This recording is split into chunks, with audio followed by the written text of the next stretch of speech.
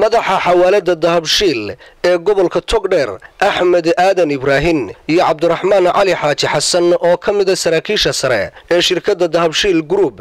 ayaa deeq lacageed oo dhan $2,000 Mareykanka ku wareejiyay mas'uuliyiinta xarunta agoomaha ee urtaagan ee waqooyiga bariga magaalada Burco taasoo ay ku wareejiyeen maamulaha xaruntaasi Foosiye Cabdilaahi Janaale waxaana si wada jir ula hadlay warbaahinta mas'uuliyiinta ka socotay shirkadda Dahabshiil Axmed Aadan iyo Cabdiraxmaan Cali Xaaji Xasan iyo madaxa xarunta agoomaha Marwo Foosiye Cabdilaahi Janaale oo ka mahad celisay deeqdaasi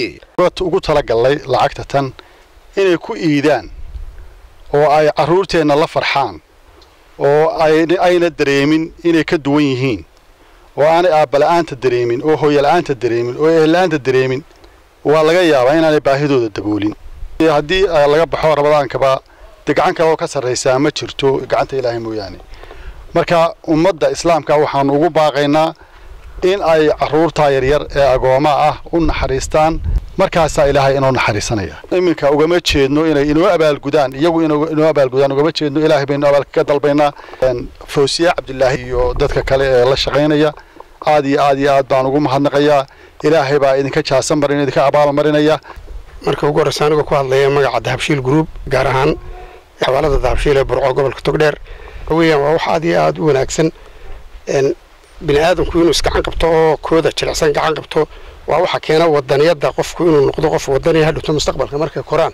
kuwani waxa weeyaan iyaga ayaa noqon doona qaar iyaguna dadka wax u qabto kuwada jilicsan taa kuleeya agoomuhu waxa weeyaan waxyaalaha sadaqaadka lagu bixiyo ama sakaadka waa number 1 waxaan kaloo halkan ka xusay hablaha qurba jooga gobolka Togdheer oo ay ka mid tahay inta la yiraahdo Deeqa Maxamed Dufays inta la yiraahdo Faadimo Aadan arigoodu yahay dalka Ingiriiska inan kale oo la yiraahdo iyaduna Sucaad Cabdiraxmaan علي أرض ويدنا دجان وطن كعربته ويجونا حلوين إسكسارة مركزتا وأن إيد كليه كوكبنا إلى مركزتا يسوع عويان حرد أقامها قينا وحنا إذا كعصرنا دمانتين هدي Dahabshiil Group تهاي إيه هدي أي تاي جناح ستضبا وحنا إنه هيسن مساجد مال يربان هيسنا أو نوقد اسمه مساجد أن أدوينين أنت أنا إلى نجع عوسان nimankan waaweyn hablaha meel ay wax ku akhristaan ama ku tukadaan bay doonayaan oo ay kaga dhaxbaxaan caruuraha yaryar caruurta yaryar baa ugu fara badan marka bar intaan caawinteeda aynu ka dadaalo magaca ururka barwaaqo hablaha reer Togdheer niya maamulka urtihaagan xaruntan agoomaha marka waxaan halkan ku gudoonsiinaynaa insha Allah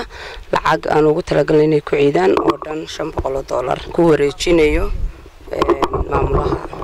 xaruntan agoomaha ayaa lagu xanaaneeyaa dhallaanka agoomaha iyo caruurta danyarta ee aan awoodin inay iska bixiyaan kharashaadka waxbarashada waxaana hirgeliyay oday Cali oo ah shakhsi muslina oo u dhashay dalka Norway sidaa darteed ayaa loogu qoray magaca xarunta urtaagan oo ah erey Norwegian xaruntan ayaan lahayn masjid ay ku cibaadaystaan dhallaankaasi waxaanay u baahan tahay in dadka muxsiniinta